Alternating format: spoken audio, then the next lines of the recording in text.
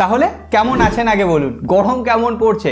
এখানে বাইরে বেরোনোই যাচ্ছে না, দুপুর 12টার পর রাস্তাঘাট ফাঁকা হয়ে যাচ্ছে, এত গরম পড়েছে, এত রোদ। যাই হোক, গরমের কথা ছেড়ে দিই, আজকে তার থেকেও বেশ কিছু গরমাগরম খবর রয়েছে। 5টা ফোন যেগুলো লঞ্চ হচ্ছে সেগুলোর জন্য আপনারা অপেক্ষা করতে পারেন, কিন্তু তার আগে টেক নিউজ নিয়ে তো কথা বলতে হবে। যাই হোক, হোয়াটসঅ্যাপের প্রথমেই দুটো আপডেট দিয়ে দিই। হোয়াটসঅ্যাপে এখন যারা স্টেবল হোয়াটসঅ্যাপ ইউজ করছেন তাদের জন্য ভিডিও কল কিন্তু আপ টু 32% অ্যালাউ হয়ে গেছে। অর্থাৎ আপনি একসাথে 32 জনের সাথে ভিডিও কল করতে পারবেন। হ্যাঁ, এটা কোনো পার্সোনাল গ্রুপ চ্যাট হবে না, এটা ধরুন আপনি কোনো মিটিং করছেন বা আপনারা যারা টিম ভিউয়ার বা মিটিং ব্যবহার করতেন, জুম ব্যবহার করতেন একদম শিডিউল মিটিংয়ের জন্য, তারা হোয়াটসঅ্যাপের এই 32 জনের ফিচারটা ব্যবহার করতে পারবেন। আর হোয়াটসঅ্যাপে একটা নতুন কিউআর কোড অ্যাড হতে চলেছে, যদিও সেটা এখনও রোল আউট হয়নি। এই কিউআর কোড দিয়ে আপনি স্ক্যান করে যে কোনো মোবাইলের ভেতরে সুইচ করতে পারবেন। অর্থাৎ একটা কিউআর কোড স্ক্যান করলেই আপনার হোয়াটসঅ্যাপের সমস্ত ব্যাকআপ, সেটা ভিডিও হতে পারে, অডিও হতে পারে, ছবি হতে পারে, পিডিএফ হতে পারে, সেগুলো একটা মোবাইল থেকে আর একটা মোবাইলে ট্রান্সফার হয়ে যাবে, সেটা অ্যান্ড্রয়েড বা আইওএস যা কিছু হোক না কেন। যাই হোক, সাবস্ক্রাইব বাটনটা আপনারা প্রেস করে রাখতে পারেন এই ধরনের টেক আপডেটগুলো সবার আগে জানার জন্য। আর হ্যাঁ, 1,500 লাইক আরও একবার আপনাদের উপর টার্গেট চাপিয়ে দিই। ভাই মনে করছেন না, করলে এতক্ষণে লাইকের, আপনি জানেন আপনার লাইকের গুরুত্ব কতটা। সো চলুন পরবর্তী টেক আপডেটগুলো দেখে নিই। iOS 18 যে লেটেস্ট আপডেটটা রিলিজ করলো, হ্যাঁ সেটা এখনো পর্যন্ত স্টেবল আপডেট নয়, সেটা হচ্ছে একটা বেটা আপডেট। আমরা অলরেডি iOS 18 কী কী ফিচার এসছে, কী কী চেঞ্জ হয়েছে সেগুলো নিয়ে একটা কিন্তু ভিডিও বানিয়েছি। আই বাটনে লিঙ্ক থাকলো, আপনারা যারা iOS ইউজার আছেন, অ্যাপেলের ফোন ব্যবহার করছেন, অ্যাপেলের ট্যাব ব্যবহার করছেন, মানে আইপ্যাড ব্যবহার করছেন, তারা ওই ভিডিওটা অবশ্যই দেখে নিতে পারেন। যদিও আমি রেকমেন্ড করবো না যে iOS 18 বেটা আপডেটটা আপনি করে নিন। আপনি যদি প্রাইমারি ডিভাইস হিসেবে আইফোন ব্যবহার করেন, ওয়েট করুন, স্টেবল আপডেটে ওটা খুব তাড়াতাড়ি রোল আউট হয়ে যাবে। কিন্তু হ্যাঁ, অ্যাপেল iOS 18 একটা খারাপ কাজ করেছে। এই যে এআই বা আর্টিফিশিয়াল ইন্টেলিজেন্স নিয়ে এত বড় বড় কথা অ্যাপেল বলছে, সেই সমস্ত ফিচার অ্যাপেল তার আইফোন 15 প্রো এবং প্রো ম্যাক্স ভ্যারিয়েন্টে শুধু দেবে। আর আপকামিং আইফোন 16 সিরিজে আমরা অ্যাপেলের ইন্টেলিজেন্স দেখতে পাবো। কিন্তু হ্যাঁ, পুরনো যে সমস্ত ফোন রয়েছে, এমনকি আইফোন 15 বা আইফোন 15 প্লাস যারা ব্যবহার করেন, তারাও কিন্তু অ্যাপেলের ইন্টেলিজেন্সের ফুল সাপোর্ট পাবেন না। তো এদিক থেকে ভাই স্যামসাংই ভালো, অন্তত বেশ কিছু পুরনো ডিভাইসে তারা এআই ফিচার দিয়ে দিয়েছে। S23 ফ্যান এডিশন দেখুন। যাই হোক, আজকে রিয়েলমির জন্য কিন্তু একটা গুড নিউজ রয়েছে। 16 থেকে 25 বছর বয়সী অর্থাৎ ইয়ং জেনারেশনের মধ্যে রিয়েলমি কিন্তু 1 নম্বর জনপ্রিয় স্মার্টফোন ব্র্যান্ড হয়েছে। আর দ্বিতীয়তে রয়েছে এখানে শাওমি, তৃতীয়তে রয়েছে ভিভো। যদিও রিয়েলমি স্মার্টফোনের সংখ্যা অনেক, এমনকি রিয়েলমি বিভিন্ন সাব ব্র্যান্ডের নামে স্মার্টফোন লঞ্চ করে। রিয়েলমি নার্জো সিরিজ আছে, রিয়েলমির মেন সিরিজ রয়েছে, সেগুলো একই স্মার্টফোন। লোকে হয়তো একটু মিসগাইড হয়ে একের বদলে অন্য স্মার্টফোন কিনে নিচ্ছেন। যাই হোক, রিয়েলমি ভালো কাজ করছে, কিন্তু সফটওয়্যারের ব্যাপারে রিয়েলমি একেবারেই ভাবছে না।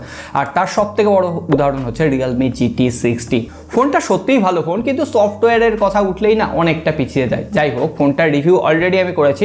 আমি সবসময় বলবো যে 25 থেকে 26,000 রুপি, বাংলাদেশে 33 থেকে 34,000 টাকায় রিয়েলমি 6 GT বা রিয়েলমি GT60 এই ফোনটা কিন্তু বেশ একটা মার্কেটারি ডিভাইস হতে পারে।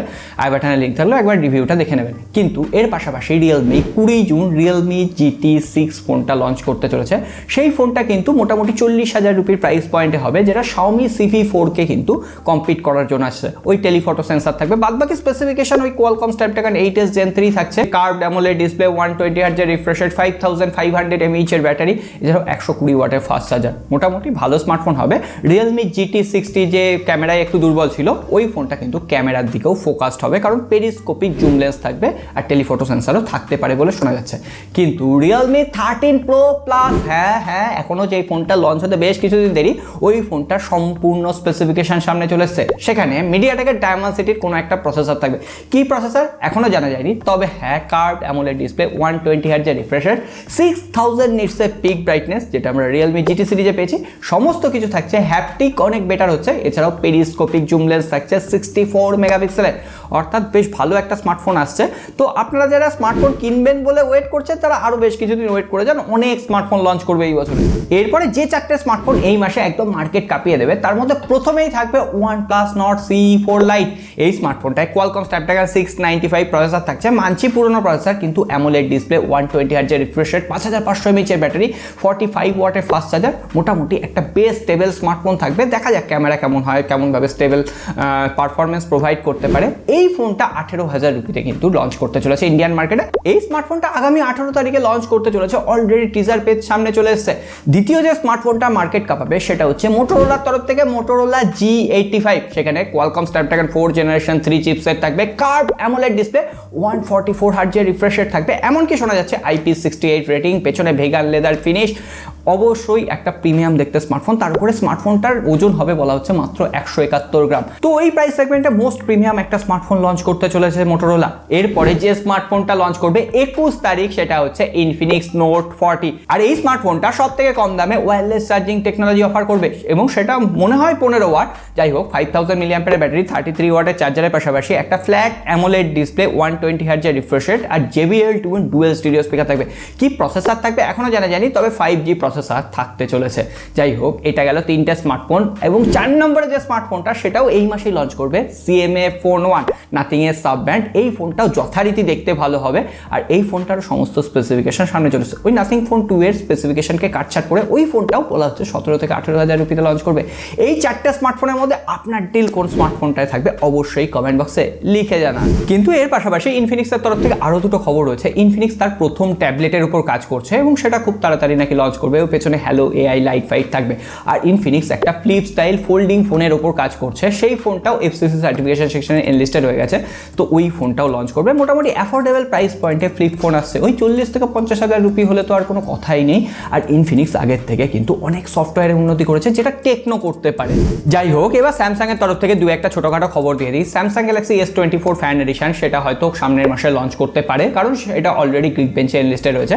আর সেখানে যথারীতি এক্সিনোসের 2400 প্রসেসর রয়েছে, কোয়ালকমের প্রসেসর নেই। আর দ্বিতীয়ত হচ্ছে স্যামসাংয়ের যে S25 সিরিজ আসবে সেটা সামনের বছর যে লঞ্চ করবে, সেটার যে ব্যাটারি ক্যাপাসিটি সেটা এবারও সেই 4000 mAh থাকছে। হ্যাঁ, 4000 mAh এর ব্যাটারি সারাদিন চালানোর পক্ষে একটু কম পড়ে যায় ঠিকই, 4500 হলে বেটার হতো। তবে হ্যাঁ, আবার সেই এক্সিনোস প্রসেসর থাকছে। আমি এটা চুপি চুপি বলে দিলাম। আর আপনারাও চুপি চুপি সাবস্ক্রাইব করে রাখবেন পরবর্তী টেক আপডেটগুলো যাতে মিস না হয়। সকালে ভালো থাকবেন, দেখাবে আগামী পর।